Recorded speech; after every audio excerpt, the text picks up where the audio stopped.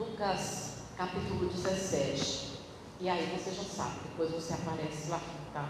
Em nome de Jesus.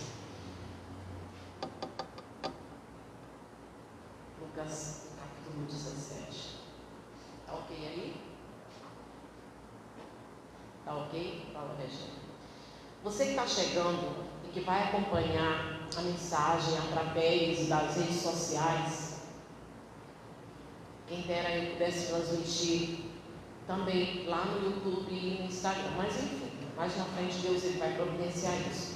Eu peço para você, em nome de Jesus, deixa um sinal de que você passou aí, de que você acompanhou pelo menos alguma parte, curte, comenta.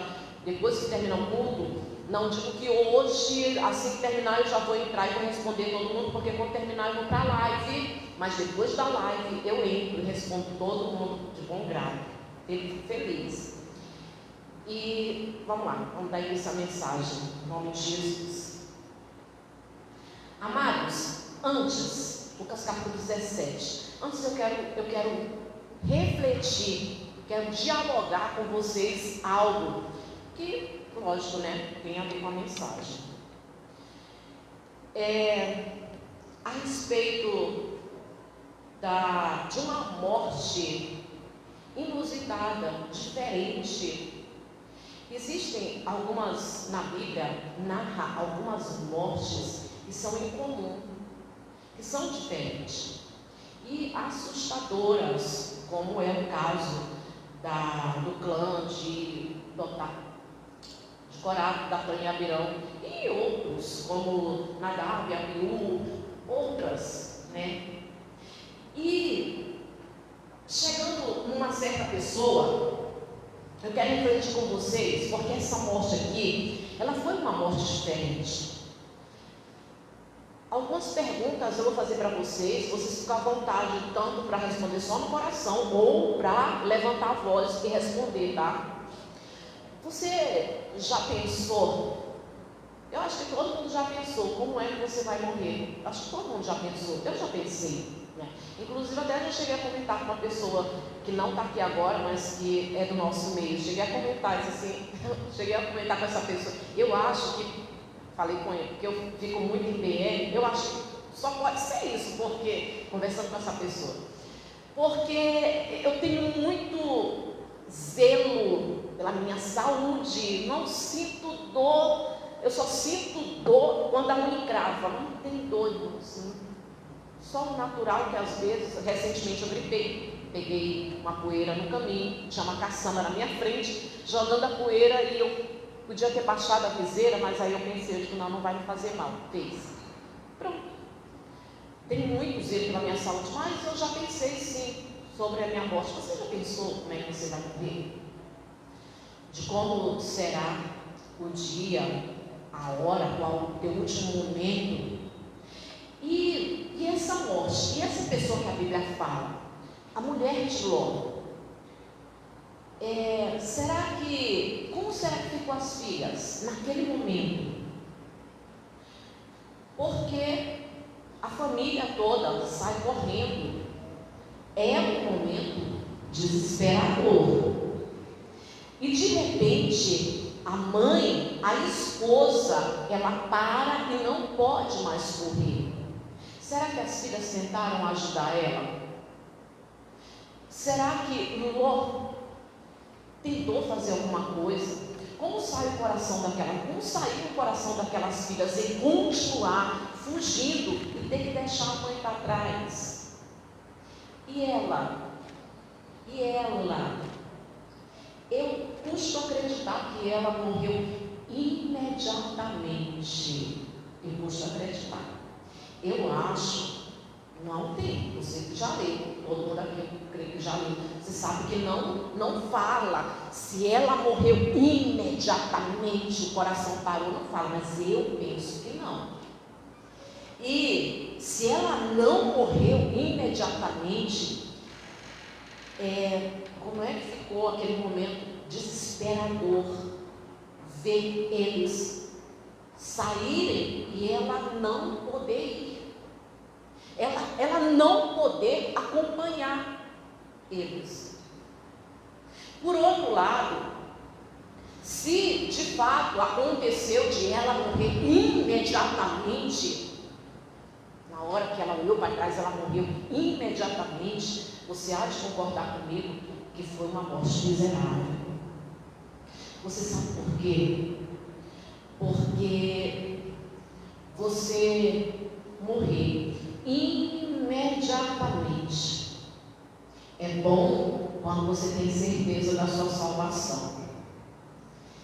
E quando você tem certeza da sua salvação e levou uma vida e viveu para a glória de Deus, você deixa uma paz no coração das pessoas que ficam.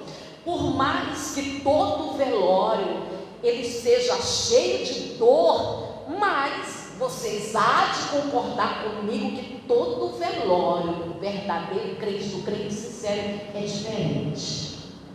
Tem lágrimas, tem dor, tem choro, mas é diferente.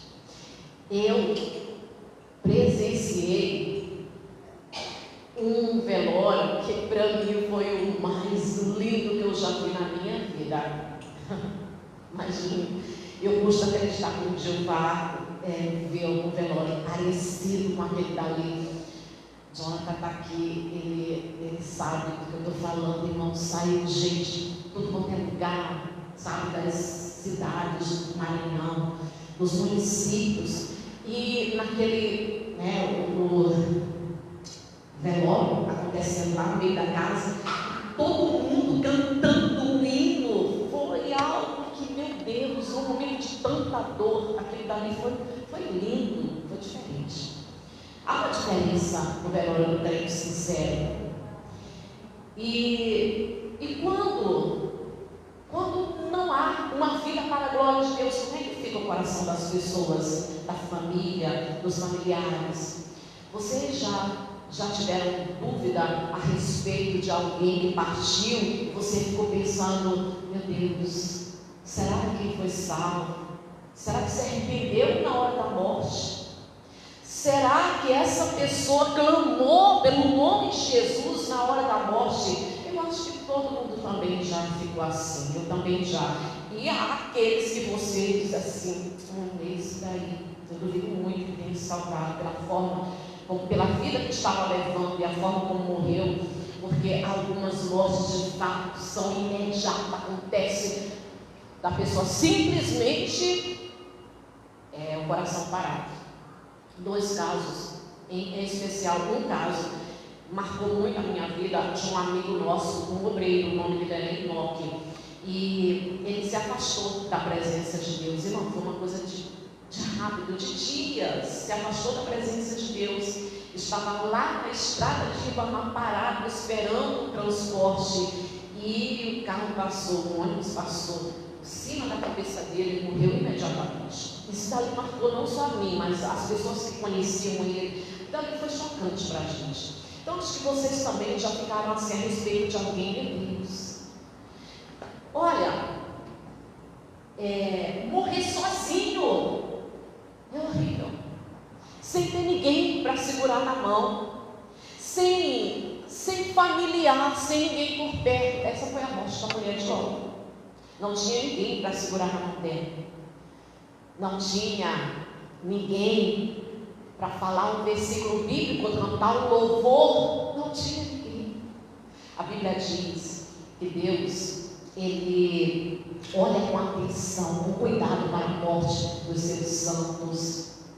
Então, há uma diferença entre aquele que morre depois de levar uma vida para a glória de Deus e morre salvo, morre na presença de Deus, e aquele que morre sem a presença de Deus. Há uma diferença muito grande.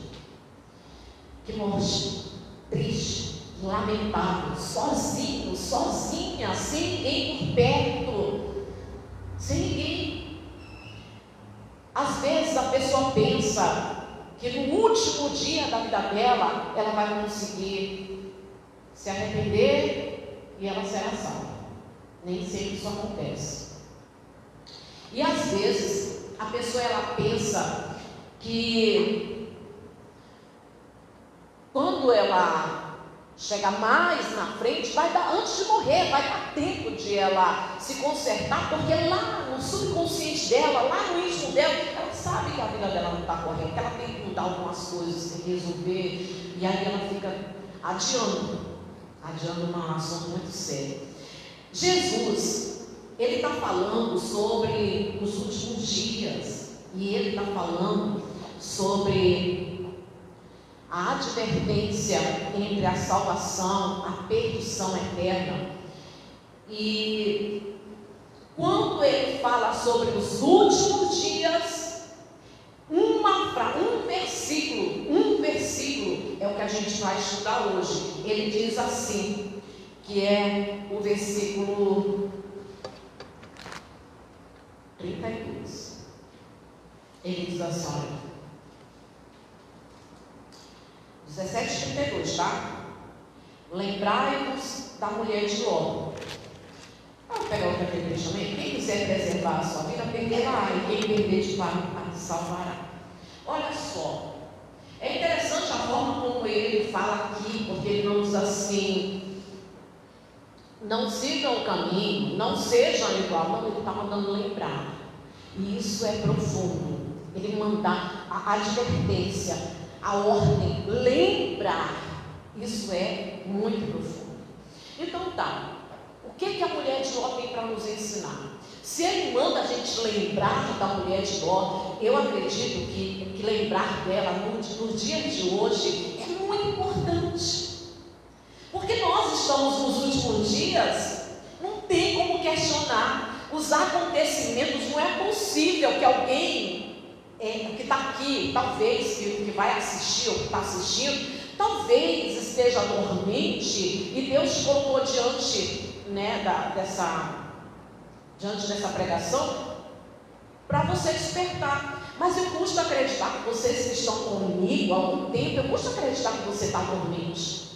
Então ele está mandando lembrar, refletir, pensar o que ela tem para nos ensinar. Tá bom, quem era ela? Ela era sobrinha de Abraão, o pai da fé. E ela conviveu com Abraão, pai da fé. Está certo que Ló, ele errou, e ele é um exemplo de algo que a gente não deve fazer, mas nem por isso a Bíblia condena Ló. Não, a Bíblia chama ele de justo. A Bíblia diz que o justo Ló, 2 Pedro capítulo 2, versículo 8. Então, que privilégio ter sido casada com um homem justo. Aquela perdição para todos os lados, mas dentro da casa dela, penso que não tinha perdição. Dentro da casa dela não tinha, talvez dentro da tua casa também não tem. Talvez dentro da tua casa não tem palavrão, não tem promiscuidade, não tem sexo ilícito, pornografia, não tem nada. Talvez dentro da tua casa não tem nada disso. Pelo marido dela ser justo, acredito eu que na casa deles também não tinha. E aquilo que aconteceu com as filhas de Ló é porque elas, não quero nem entrar nesse assunto agora, mas elas foram tentando fazer o bem, foi com a mente deturbada, embora habitavam num lugar onde a imoralidade reinava. Agora, veja uma coisa também, todo aquele povo ali, ao redor da casa de Ló, todas aquelas pessoas, todos os habitantes de Sodoma, de Gomorra, e todos os habitantes da terra, antes do dilúvio, todos morreram. Uma morte desesperadora, e se perderam. E, ao contrário dela, tenho certeza, não tiveram o privilégio que ela teve, de acompanhar o pai na fé, de ver a fé de Abraão, várias experiências, quando o marido dela foi levado cativo, e Deus o livrou por intermédio de Abraão. Que livramento! glória a Deus. Gente, que experiência maravilhosa. O encontro de Abraão com o rei Melquisedeque. Tantos privilégios, tantos momentos que ela presenciou. Privilégios. A gente, você também tem lá os seus privilégios.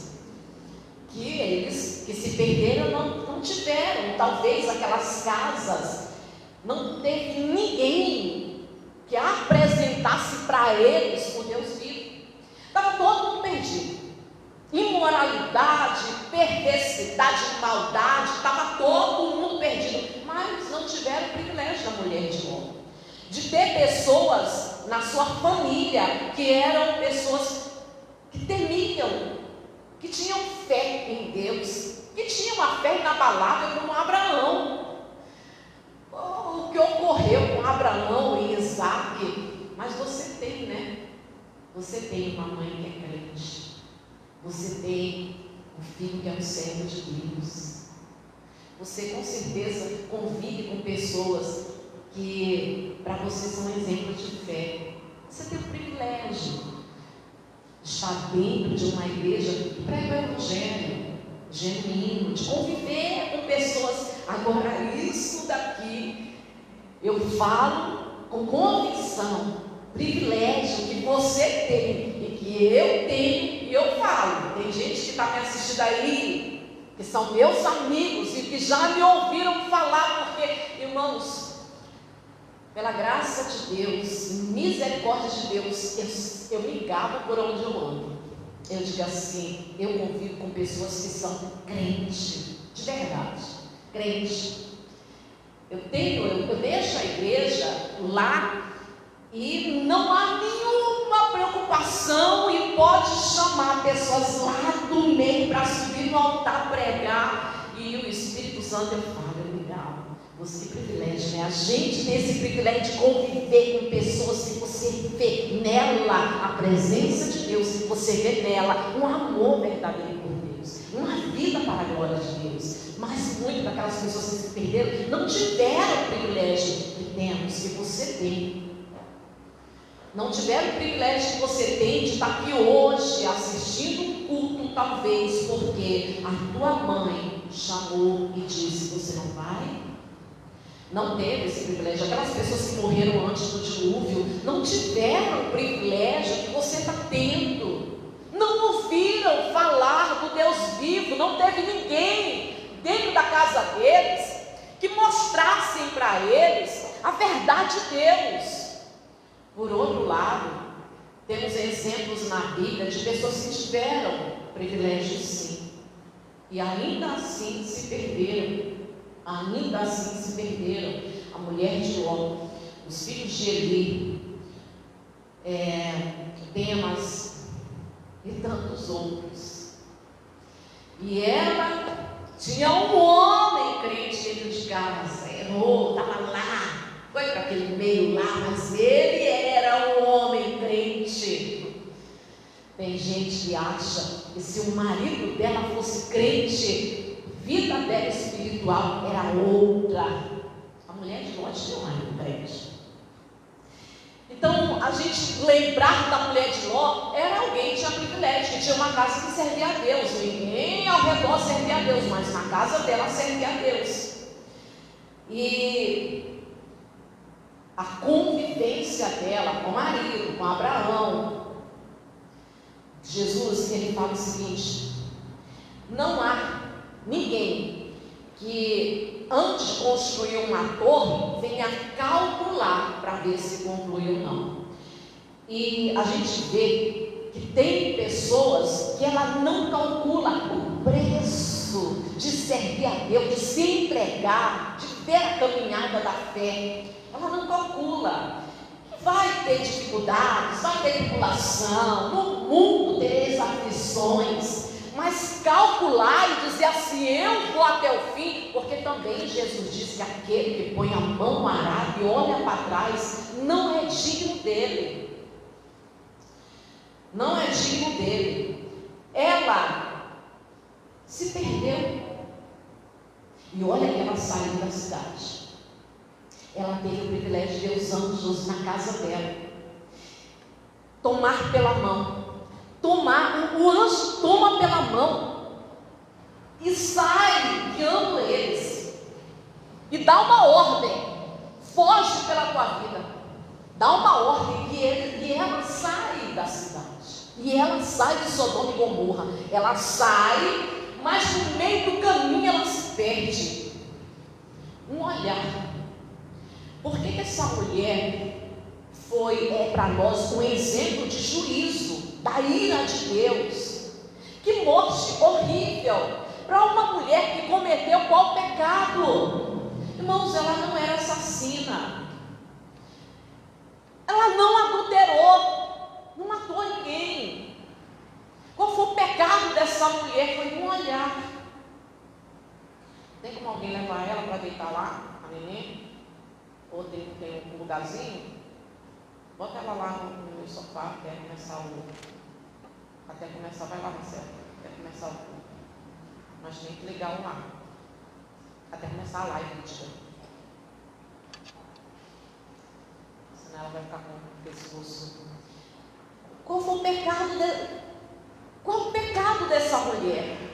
Porque há muitas pessoas que sabem que ela tem que se consertar porque está no adultério, porque está na prostituição, porque está em julgo desigual. Mas o pecado dessa mulher, não adulterou, não matou ninguém, não é um pecado que a gente possa dizer um pecado.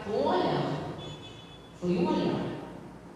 Porém, o olhar dela significava aquilo que estava no íntimo dela, no coração.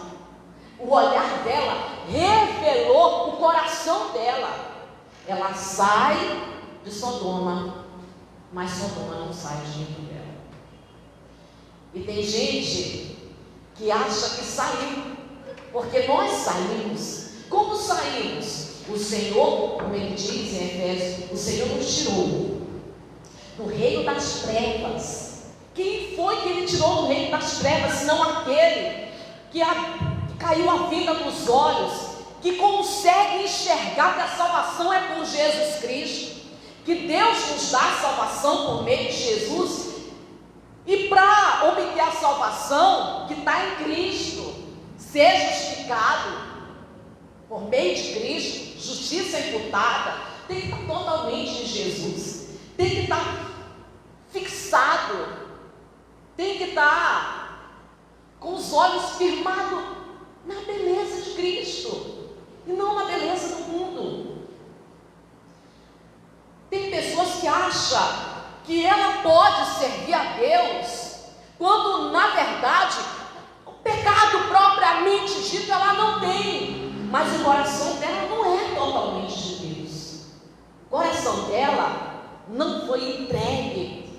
Porque a pergunta que eu te faço é: por mais que você frequente os cultos, por mais que você ore antes de dormir, por mais que você preste atenção na pregação, por mais que quando o teu pai ou a tua mãe diz assim, vamos orar, e faz aquele ciclo de oração, culto doméstico, por mais que você tenha todos esses privilégios, eu pergunto para você, me responda no teu coração, não levanta a mão e nem a voz, mas me responde: você já recebeu o Espírito Santo? Porque a única garantia de entrar no reino do céu, a salvação, obter a salvação eterna, é o Espírito Santo. E eu te pergunto, você já tem? Você já recebeu o Espírito Santo? Ela até saiu, mas no meio do caminho eu já vi muita gente sair. Sai do mundo. Já vi muita gente sair, ser tirado do reino das trevas. Saiu do mundo, mudou as vestes, começou a frequentar a igreja, pessoas do meu lado, que estavam comigo, pessoas que começaram na obra de Deus comigo, já vi muito isso. Saíram, falava de Deus, demonstrava aquela dedicação e evangelizava. Alguns até chegaram a ir para o altar, mas quando chegou no meio do caminho, alguma coisa fez com que olhassem para trás. E o que foi? O que fez essas pessoas olhar para trás? O que foi que fez elas olharem para o mundo? Novamente olhar para onde Deus tirou elas. E elas mudaram. E algumas vezes a gente vê pessoas na igreja que frequentam a igreja, vem com os pais, às vezes vem com os pais, e aí você vê a pessoa, comportamento, você vê que a pessoa está sempre no meio, não tem palavrão, né? A Bíblia consegue transmitir uma mensagem, a boca dela tem palavras de Deus, mas quando chega um certo tempo, a independência, a solitude não está mais junto com aquelas pessoas, aí ela se revela outra pessoa, começa a olhar para a diversão, para ganhar dinheiro, para tudo, menos para a devoção a Deus. Muitos chega um tempo em que olha para trás e para de servir a Deus. Isso não são poucas as pessoas, conheço, você também conhece pessoas assim. Parece algo insignificante o olhar para trás, e tem muita gente que acha que o pecado dela, de estimação, é algo insignificante, mas é só isso. Mas é só isso daqui, é tão pequeno, é tão insignificante. Deus não é tão duro assim, Deus não é tão rígido assim. Não é por causa disso que Deus vai fazer eu queimar no fogo do inferno. Gente, que exagero! O pior erro do homem, não há um pecado mais grave do que a rebeldia. É o homem minimizar a advertência, a ameaça de Deus. Quando Deus diz que vai fazer e a pessoa ignorar uma ameaça, o que te faz pensar que o Deus que destruiu toda a terra com o dilúvio também não vai fazer a separação das ovelhas e dos bodes, e não vai permitir que uma multidão vá para o fogo eterno?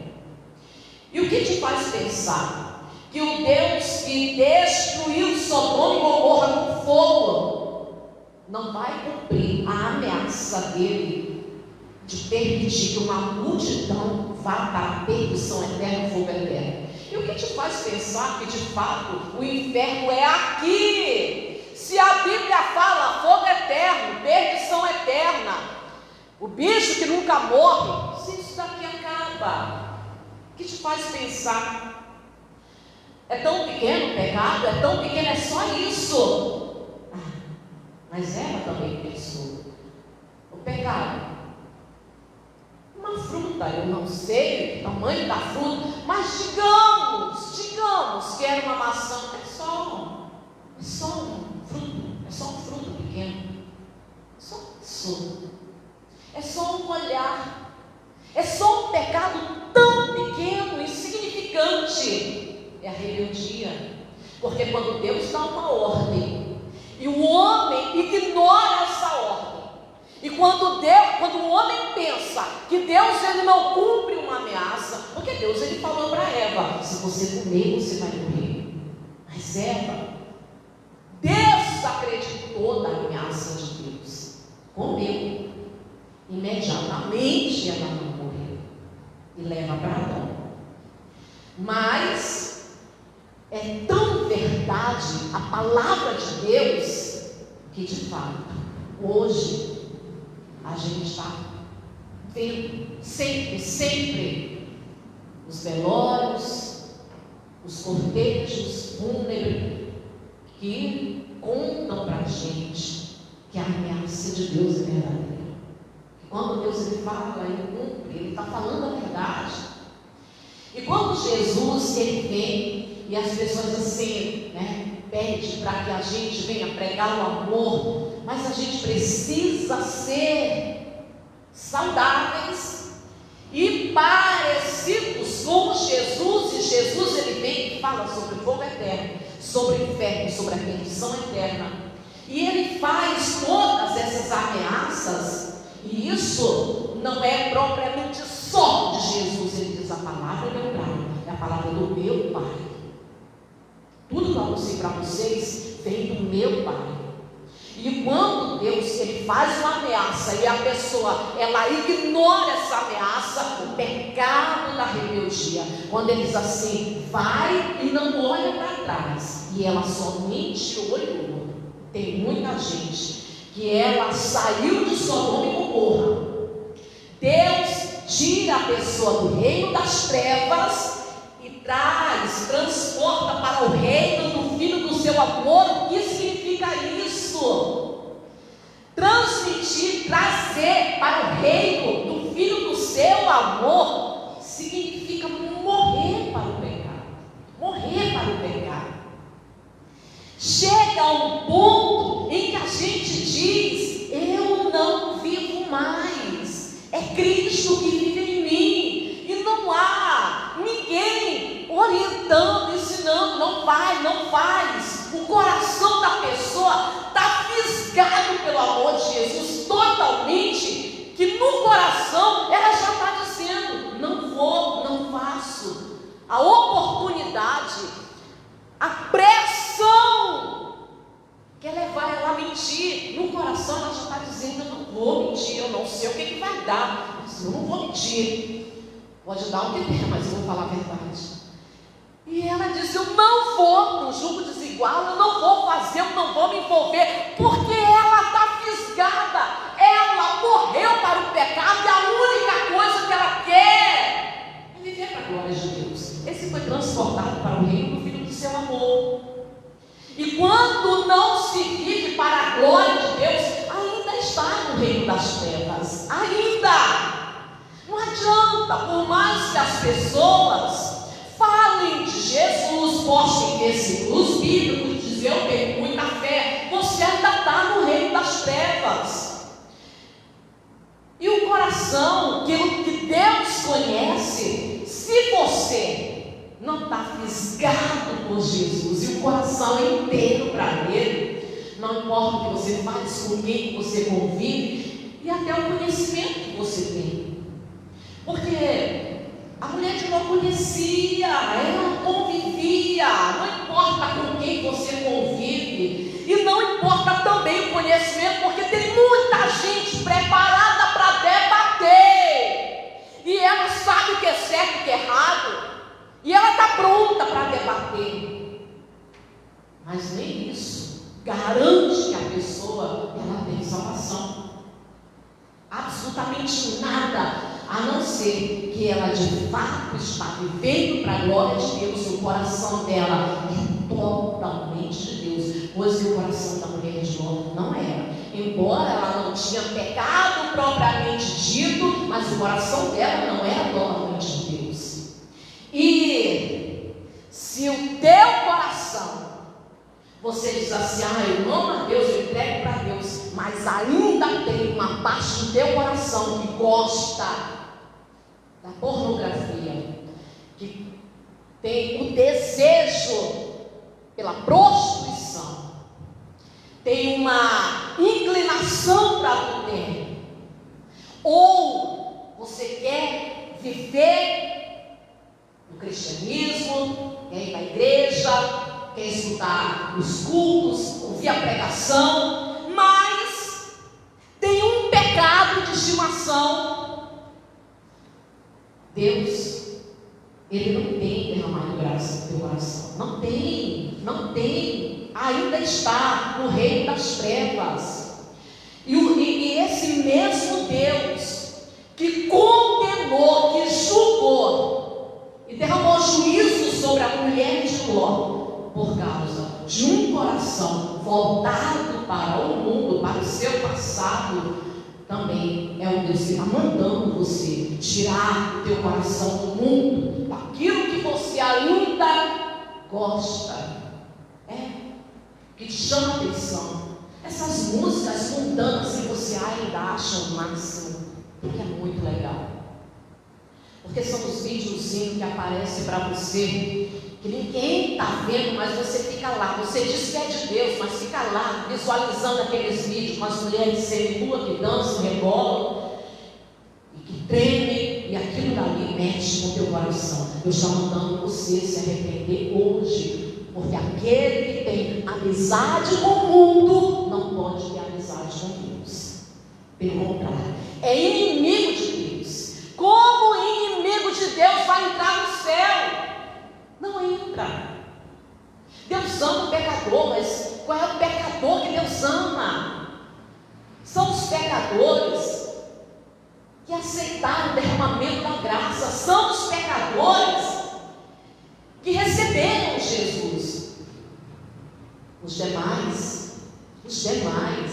ainda estão sob condenação.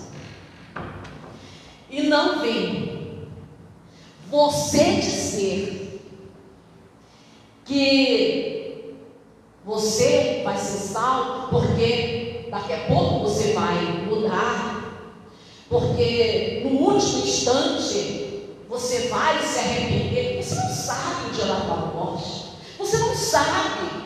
E muitas pessoas morreram, jovens, novos, foram cortados da terra e nem tiveram tempo para nada, não tiveram tempo para absolutamente nada.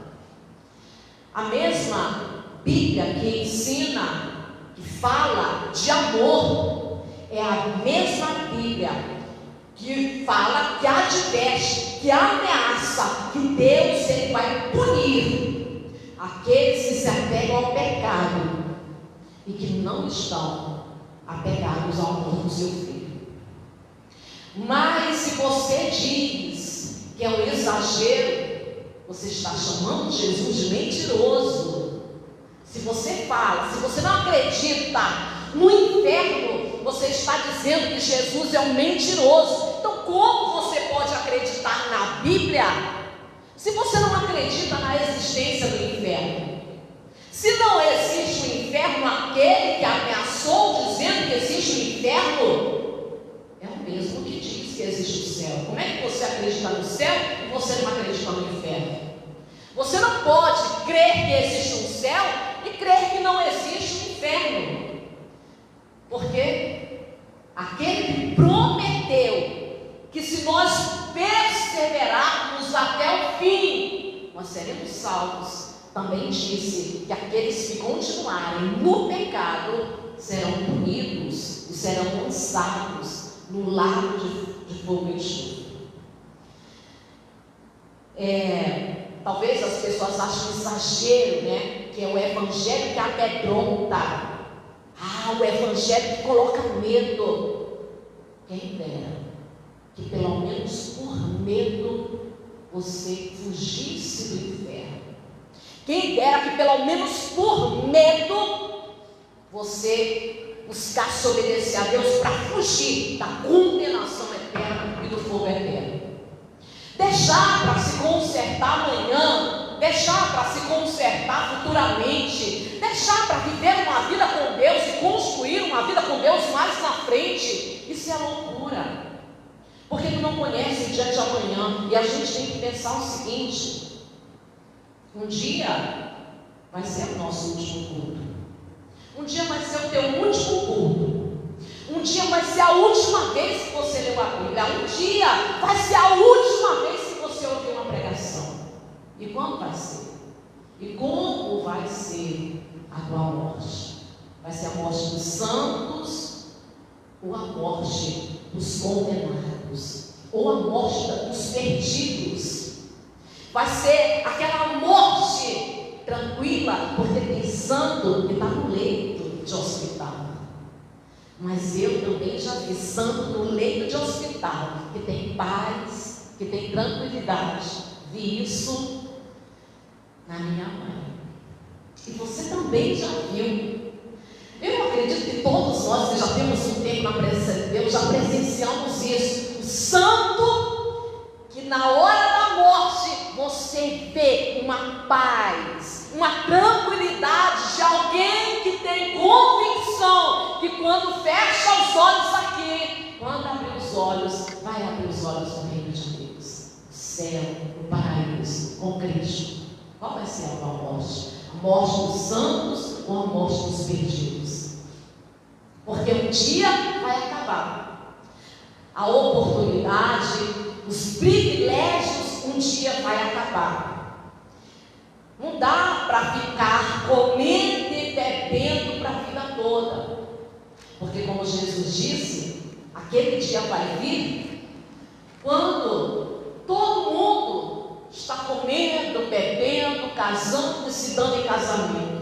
Não dá para você ficar comendo, bebendo, indo em festa, sorrindo, gargalhando, brincando, contando piada o tempo todo. Não dá, não vai durar para sempre.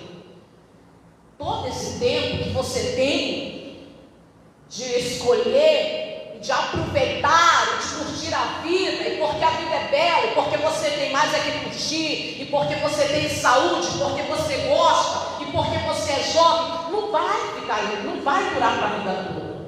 Vai chegar o momento em que a oportunidade, o teu tempo vai acabar.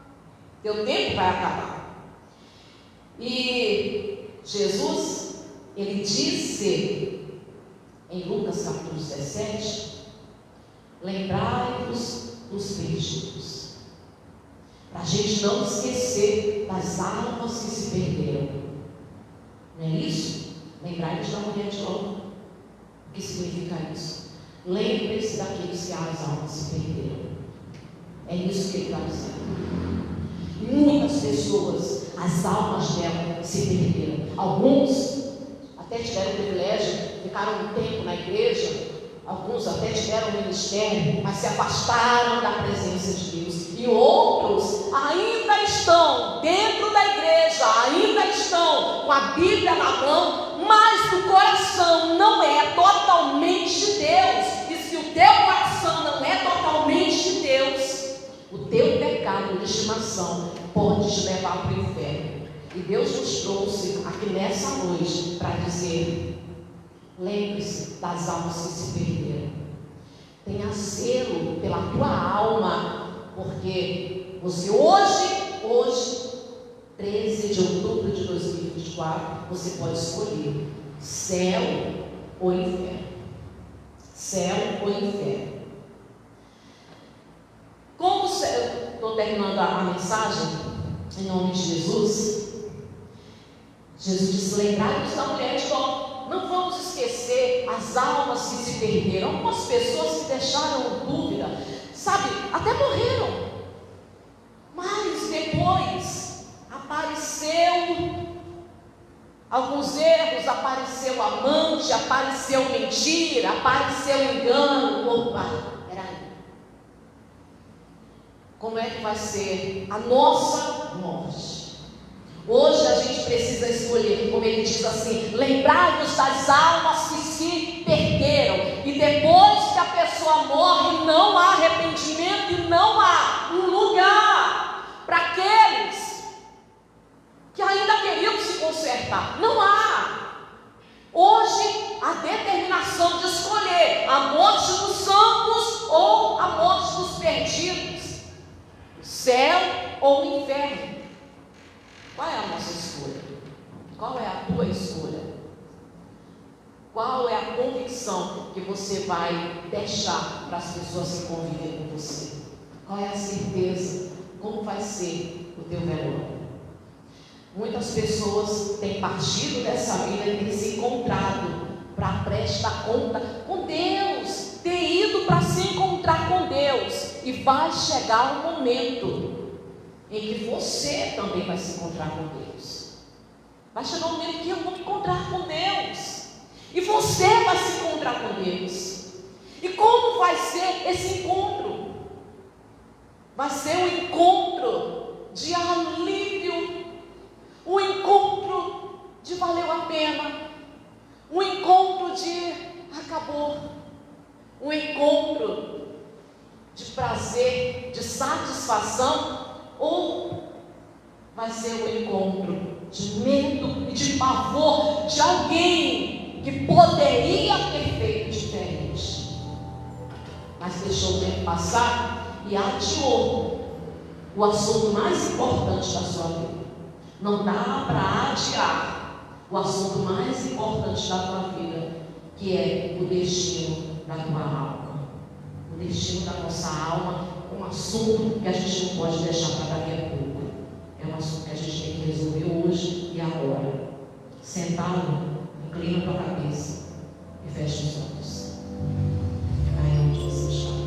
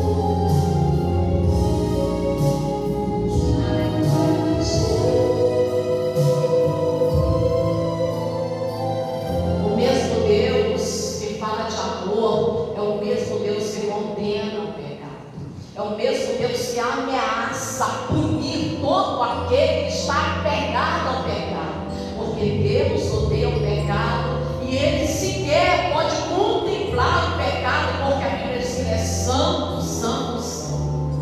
E há quem diga que vai chegar o momento em que a todos nós seremos salvos. Ele é tão bom que não, ninguém vai para o inferno. Vai chegar o momento em que todos nós seremos salvos. Aí você está dizendo que eu estou perdendo tempo em me santificar. E aí você está dizendo que de nada, que é em vão eu me separar do pecado e viver uma vida de santidade. Não. Ele ameaça, ele vai cumprir, haverá separação. Os da direita irão para o reino de Deus, e os da esquerda irão para o fogo eterno, preparado para o diabo e para aqueles apegados ao pecado. Vale a pena sim se santificar, e a santificação não acontece pós a morte. Não adianta buscar, esperar que pós a morte vai mudar, vai se arrepender, vai se santificar. A santificação é hoje, agora. A santificação tem pressa, porque a nossa alma tem pressa, porque o amanhã é desconhecido. Nós nunca sabemos qual vai ser o último culto. Nós nunca sabemos qual vai ser a última pregação, a última vez que vamos ler a Bíblia. Nós nunca sabemos.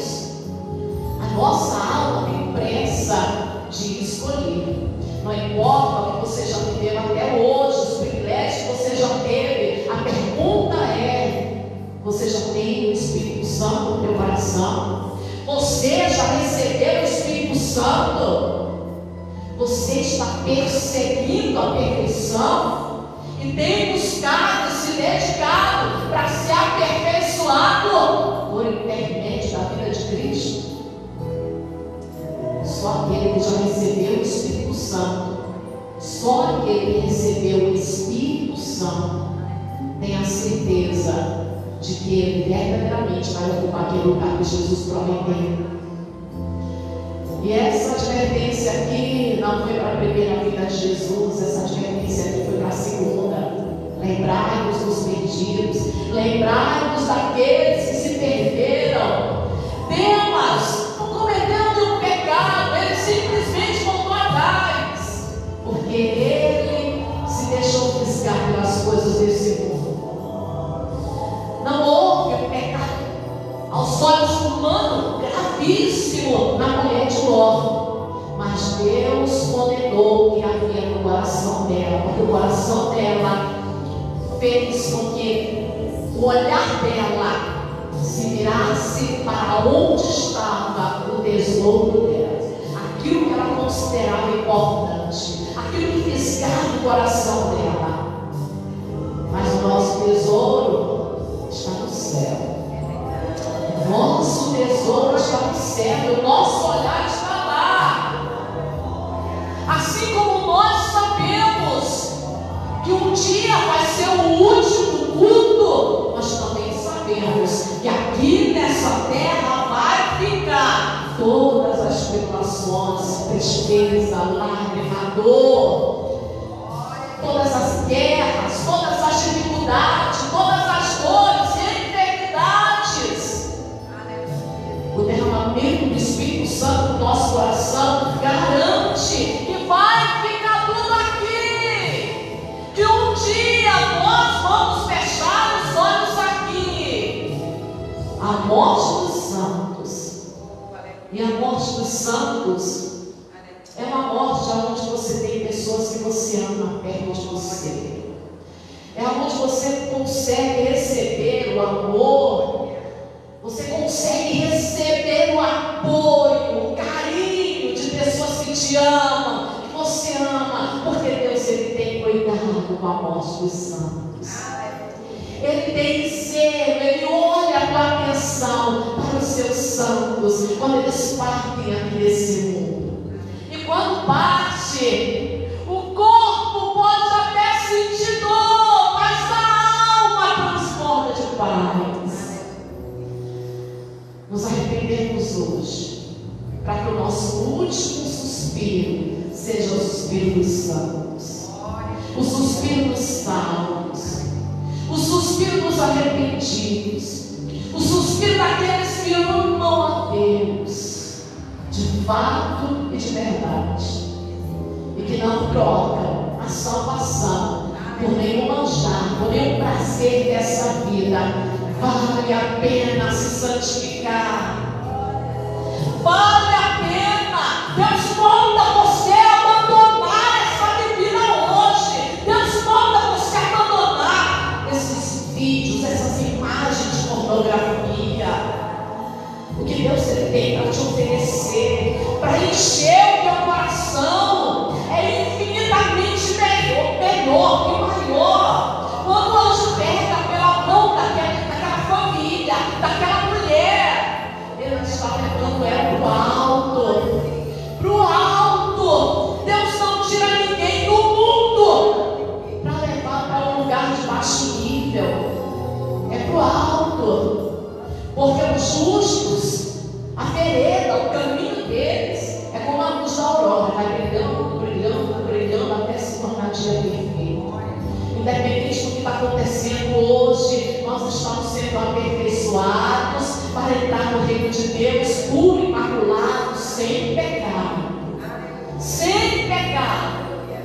E nós não queremos acordo com o pecado. Não queremos acordo com o pecado, porque o pecado foi a razão do nosso Senhor ter sido martirizado naquela cruz. Nós não queremos acordo com o pecado. Abandona a pornografia, abandona a mentira. Toma uma decisão hoje na tua vida: eu nunca mais vou mentir. Limpa o teu coração, tira esse desejo de mágoa, tira essa mágoa do coração, tira esse ódio do coração, tira esse desejo de vingança do coração, tira esses pensamentos ruins, malignos do teu coração. Começa a olhar, a contemplar a beleza de Jesus. Começa a fixar os teus olhos na beleza de Jesus.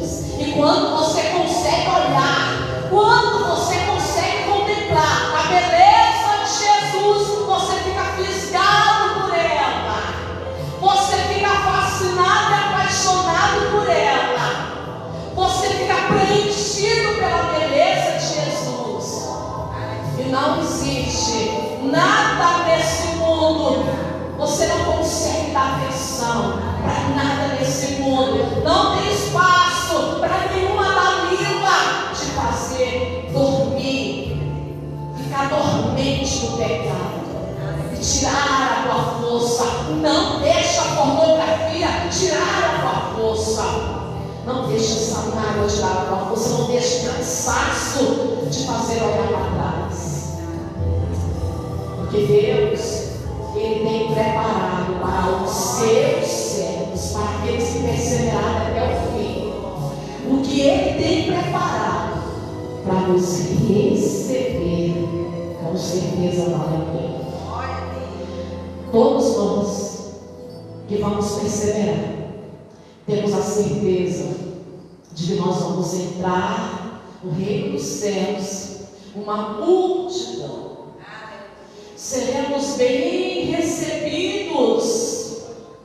E quando nós colocarmos os nossos pés naquele lugar, tudo ficou para trás, toda a tristeza, toda a dor, toda a tribulação ficou para trás, a tribulação do casamento, tudo ficou para trás. Nós receberemos as boas-vindas do Cordeiro. Nós vamos olhar nos olhos dele e nós vamos verdadeiramente dizer: valeu a pena. Estaremos todos juntos, eu, você, Abraão, Isaac, Jacó, Judá, Ló, Paulo, Silas, Timóteo. Estaremos todos morando para sempre juntos no mesmo lugar. Aleluia. Aleluia.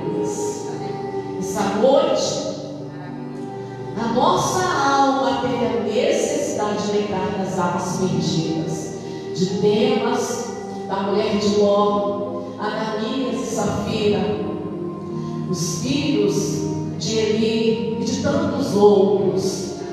Lembrar da alma perdida, lembrando que quando Jesus fala isso, significa que há perigo sim, que a nossa alma não esqueça que quando Deus ele faz uma ameaça, não é para levar à toa, não é para ignorar, porque a palavra de Deus é verdadeira e Ele cumpre. Quando Deus faz uma ameaça, Ele cumpre. Mas quando Deus faz uma promessa, Ele cumpre também. E nós que recebemos a promessa de salvação, sabemos que Ele cumprirá em nós, em nome de Jesus. Amém. Aí sentado onde você está, recebe a Santa Ceia. Vamos participar da Santa Ceia. Depois vocês levam, vai receber e vai se colocando de pé em nome de Jesus.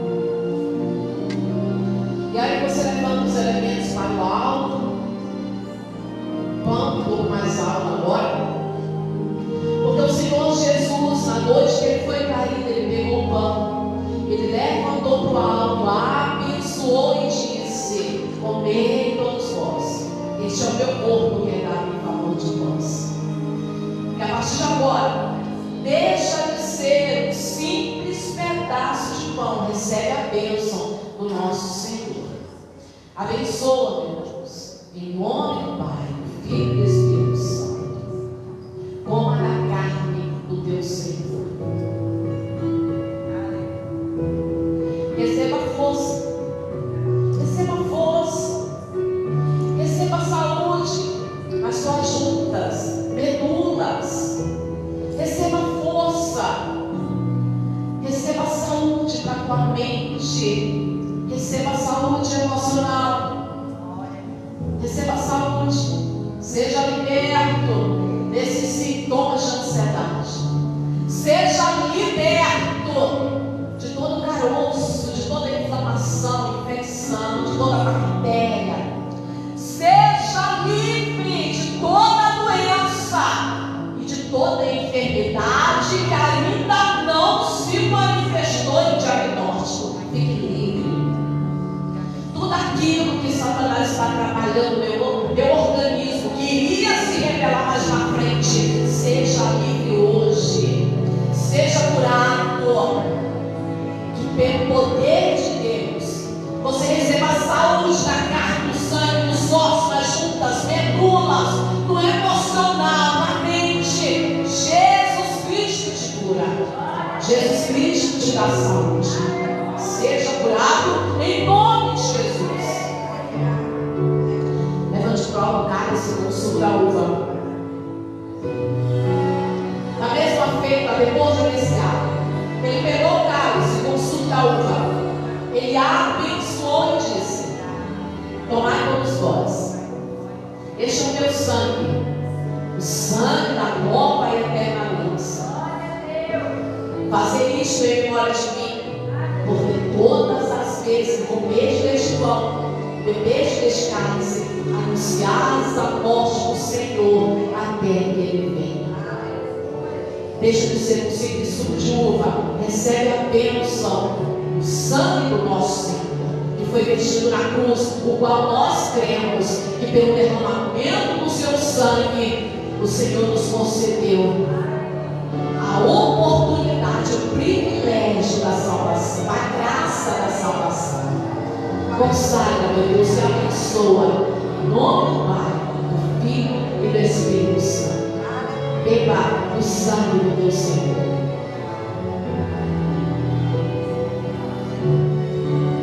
Seja lavado, purificado, porque a promessa de Deus é que todas as vezes que nós bebemos o sangue de Jesus, Deus, Ele nos lava de todo pecado. Ainda que os pecados sejam vermelhos como a escarlata, se tornam brancos como a neve. Seja lavado, purificado para a glória de Deus, em nome de Jesus. Receba a graça, porque a graça de Deus não é para os pecadores, não é para aqueles que estão ludibriados, enganados pelo diabo, porque falam da Bíblia, falam de Deus. A graça de Deus é para que aqueles que escolheram se santificar possam continuar se santificando cada vez mais. E aquele, como diz Apocalipse, aquele que escolheu se santificar, santifique-se cada vez mais. A graça de Deus que está sendo derramada no nosso coração nessa noite é para que a gente possa perseverar. A graça que está sendo derramada no nosso coração é maior do que a luta que você está enfrentando. A graça que Deus está te dando nessa noite é maior do que todas as tribulações que se apresentaram na tua vida nesses últimos tempos. A graça de Deus que está sendo derramada no teu coração é maior do que o cansaço quando você chegou aqui nessa noite. Aleluia. Um plano para salvar, um pacto para selar, silêncio.